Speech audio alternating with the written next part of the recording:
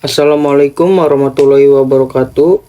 Kami dari kelompok 4 ingin mengucapkan terima kasih atas kesempatan yang diberikan kepada kami untuk berbagi informasi penting dengan kalian semua pada video kali ini.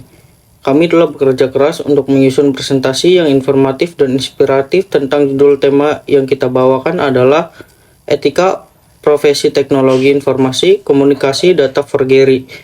Kami yakin bahwa materi yang kami sajikan akan memberikan wawasan yang berharga dan menginspirasi kita semua. Oleh karena itu, izinkan saya untuk memperkenalkan nama anggota kelompok saya. Yang pertama ada Andre Saputra dengan NIM 122109911.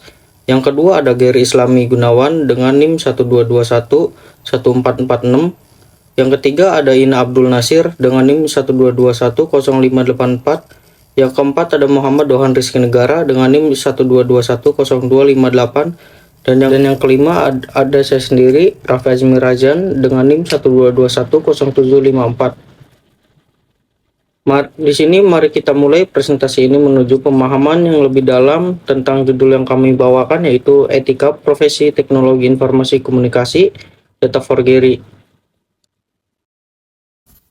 Baik, untuk selanjutnya di sini kita ada 4 poin penting yang akan dibahas untuk presentasi kali ini. Yang pertama ada data for Gary, yang kedua ada contoh kasus, yang ketiga pencegahan, dan yang keempat terakhir itu penutup.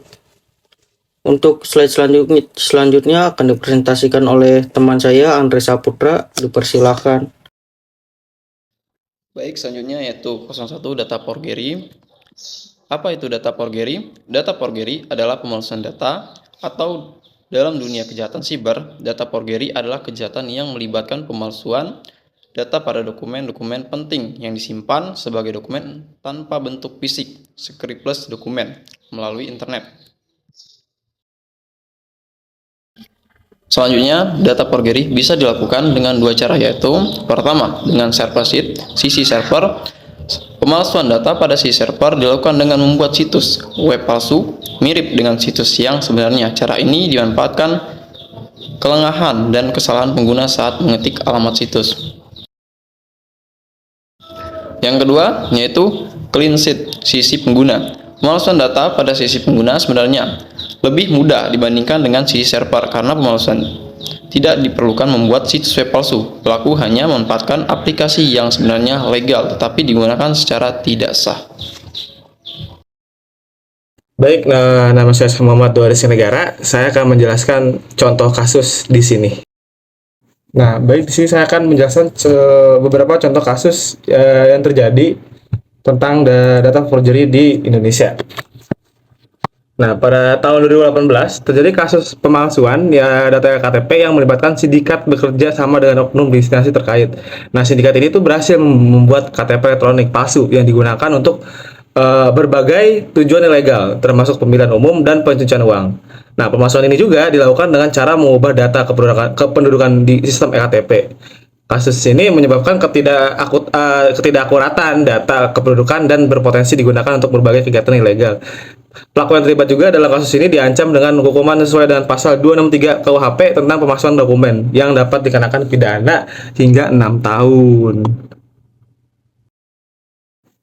Nah, untuk slide selanjutnya, ada pun kasus pemalsuan dokumen properti pada tahun 2020.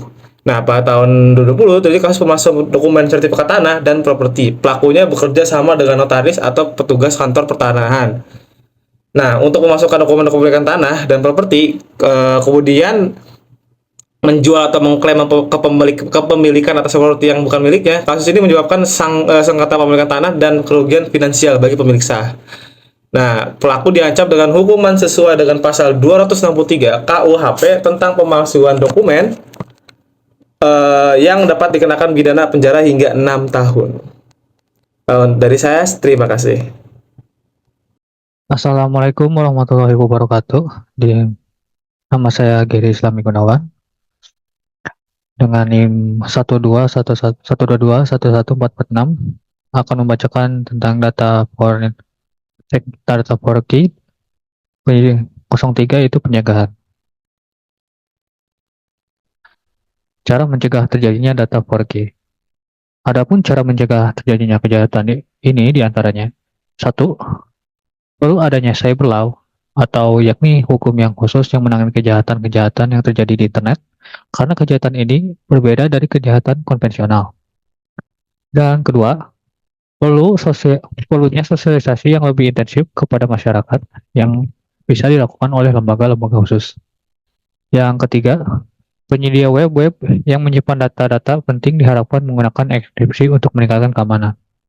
Dan terakhir, para pengguna juga diharapkan untuk lebih waspada dan teliti sebelum memasukkan data-datanya di internet, mengingat kejahatan ini sering terjadi karena kurangnya ketelitian pengguna.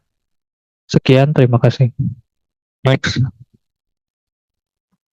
Selanjutnya nomor 4, penutup. Kesimpulan, kasus-kasus data forgery di Indonesia menggarisbawahi kerentanan sistem informasi terhadap manipulasi data, merugikan individu, dan mengancam integritas institusi. Untuk menangani masalah ini, perlu peningkatan regulasi dan penegakan hukum, pembentukan lembaga khusus, serta peningkatan kesadaran dan keamanan siber. Di semua sektor, penerapan teknologi keamanan yang canggih dan kerjasama internasional juga vital untuk mengatasi kejahatan siber yang bersifat lintas negara. Implementasi langkah-langkah ini akan krusial dalam memulihkan kepercayaan publik dan mengamankan infrastruktur data nasional.